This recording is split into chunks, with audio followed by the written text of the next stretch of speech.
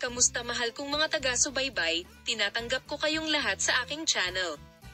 Nang bumalik si Demet Özdemir mula sa Italy, mas naging sigurado ako sa pagmamahal niya kay Ken Yaman. Si Demet Özdemir, isa sa mga sikat na pangalan ng Turkish na telebisyon at sinehan, ay gumawa ng pangalan para sa kanyang sarili sa kanyang mga pasabog na pahayag. Nasa agenda siya ng mga magazine nang bumalik siya mula sa kanyang huling paglalakbay sa Italia. Ang magandang aktres, na humahanga sa kanyang mga tagahanga sa kanyang dalisay na kagandahan at talento, ay madalas na nauuna sa kanyang mga post sa kanyang mga social media account.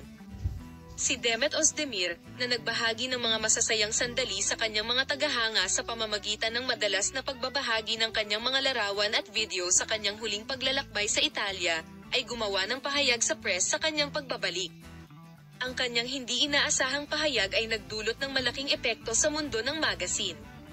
Sa pagsagot sa mga tanong ng kanyang mga tagasunod pagkabalik mula sa Italia, gumawa ng nakakagulat na pag-amin si Demet tungkol sa kanyang buhay pag-ibig. Ipinahayag ng magandang aktres na naunawaan niya ito sa pamamagitan ng emosyonal na karanasan niya pagkabalik niya mula sa Italy. "I am so sure of his love for me, our relationship, and my love for him." Ken Yaman emphasizes that their relationship is based on solid foundations and how strong they are. Ang mga salitang ito ay pumukaw ng malaking interes sa mundo ng magazine at mga social media platform.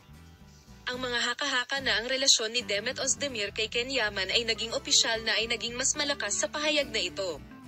Ang kanilang mga followers ay sabik na naghihintay sa mag-asawa na maging opisyal ang kanilang pag-iibigan. Habang ang matagal ng relasyon ni Demet at Ken ay isang bagay ng pag-usisa sa mundo ng magazine, madalas itong nauuna kapag nakitang magkasama ang mag-asawa.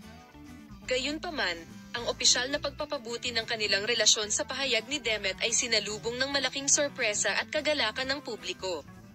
Manatiling nakatutok sa aming channel kung saan ibabahagi ko sa iyo ang mga bagong pag-unlad sa paksa.